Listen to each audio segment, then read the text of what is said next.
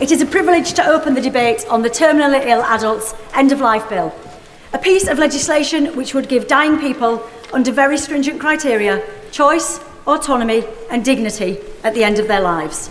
I welcome this debate on this hugely important issue, and I beg to move that the bill be read a second time. And let me say to colleagues across the House, particularly new colleagues, I know that this is not easy. It certainly hasn't been easy for me. But if any of us wanted an easy life, I'm afraid we're in the wrong place.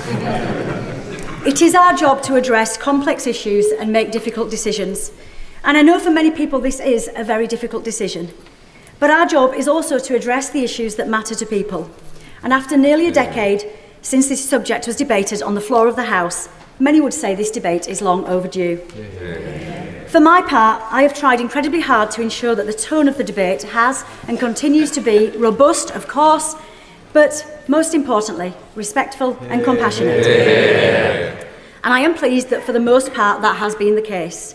I know I can be confident that that same tone of respect and compassion will be adopted by colleagues today, whatever views they may hold.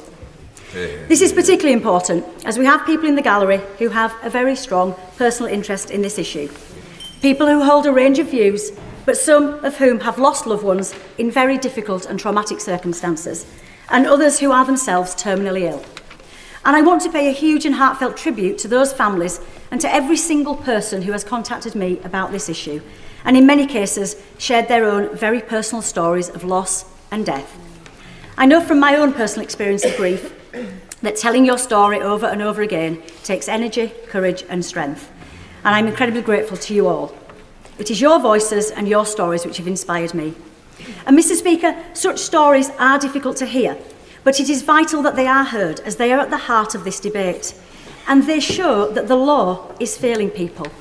And where that is the case, we have a duty to do what is right to fix it. For those who are here today or watching at home, they are dealing with the very real consequences of the failings of the current system. Order.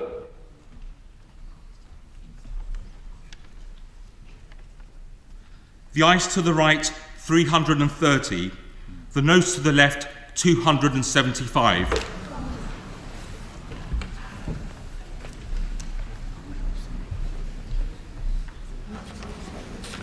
The ayes to the right, 330. The noes to the left, 275. The ayes have it, the ayes have it. And look!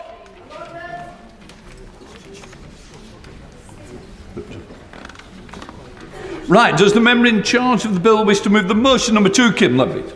Mr. Speaker, I move that the Public Bill Committee to which the Terminally Ill Adults End-of-Life Bill stands committed shall have the power to send for persons, papers and records.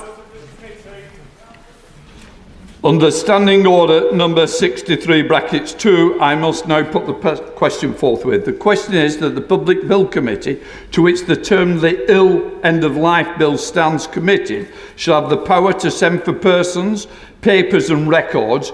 And many of that opinion say aye. Aye. The contrary no. I think the ayes have it. The ayes have it.